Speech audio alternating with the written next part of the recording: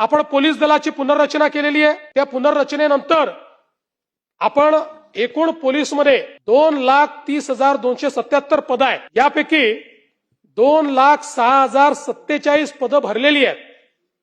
24,230 पद ही रिक्त आहेत। यापैकी जवळपास 16,607 पदांची भरती प्रक्रिया ऑलरेडी सुरू आहे। त्यामुळे पहिल्यांदा अशी परिस्थिती आहे की जवळजवळ जेवढी पद तेवढी माणसं सातत्याने आपण भरतो आणि पोलीस मध्ये कमीत कमी वॅकन्सी आहे। मला असं वाटतं की कदाचित गृहमंत्री म्हणून जो माझ्या कार्यकाळात जर आपण बघितलं 50,000 पेक्षा जास्त पोलिसांची भरती ही आपण या ठिकाणी केलेली आहे आणि एमपीएससीच्या माध्यमातूनही पीएसआयची सर्वात मोठी संख्या ही भरण्याचं काम आपण या ठिकाणी केलंय। पोलीस दलासाठी जवळपास 12,952 घरं त्याचं बांधकाम हे चाललेलं आहे आणि पोलिसांना स्वतःच्या घराकरता 2,487 कोटी रुपये घर बांधणी अग्रिम म्हणून आपण या ठिकाणी गेल्या 2 वर्षामध्ये दिलेली आहे। आणि आमचे कालिदासजी आहेत का? बसल्या।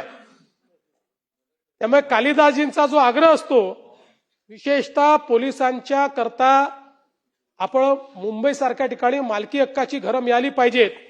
बीडीडी साहित काहींना मिळाली, आता उर्वरित पोलिसांना वाटतं आम्हालाही मिळाली पाहिजे।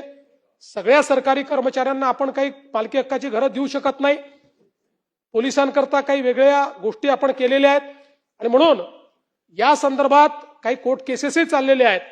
पण आपल्याला पोलिसांना मालकी हक्काची घरं कशी देता येतील, टप्प्याटप्प्याने देऊ, काही प्रमाणात देऊ, पण ते कशी देता येतील या संदर्भात एक उच्चस्तरीय समिती आम्ही तयार करतो आहोत आणि पुढच्या 3 महिन्यामध्ये या समितीचा अहवाल आम्हाला प्राप्त होईल आणि त्यानंतर त्याही संदर्भात जी कारवाई आहे ती कारवाई आपण निश्चितपणे या ठिकाणी करू। आपण जर बघितलं तर 2025 साली जवळपास 24 नवीन पोलीस स्टेशनची आपण निर्मिती केली।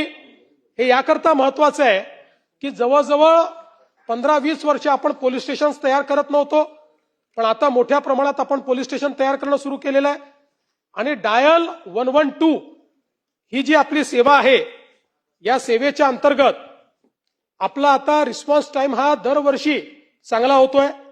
2022 मध्ये 15 मिनिटं 41 सेकंद होता, आता तो 15 मिनिटं 41 सेकंदावरनं 2026 मध्ये 6 मिनिटं 22 सेकंदापर्यंत खाली आलेला आहे।